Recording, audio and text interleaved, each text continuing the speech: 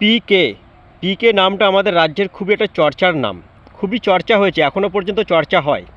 ওই পিকের সাহারা নিয়ে এই তোলামূলের সরকার পুনরায় ক্ষমতায় এসছে, 2021 সালে বিধানসভা ভোটে জিতে এসছে। তোলামূল ওই পিকের পয়সার বিনিময়ে কূটবুদ্ধি ধার নিয়ে, কূটবুদ্ধি কিনে পুনরায় ক্ষমতায় এসে আমাদের পশ্চিমবঙ্গকে শেষ করে ফেলেছে, যুব সমাজটাকে পুরো শেষ করে দিয়ে পশ্চিমবঙ্গকে 50 বছর পিছনে ফেলে দিয়েছে। সেই পিকে বিগত 1 বছর হলো বিহারে গিয়ে পড়েছিল, অলিতে গলিতে মাঠে ঘাটে খালে বিলে পড়েছিল নির্বাচনী লড়াই করবার জন্য। সেখানে লড়াই করেছে, 1% কি 2% ভোট পেয়েছে। তাকে, তার রাজ্যের লোকেরা তাকে ভোট দেয়নি।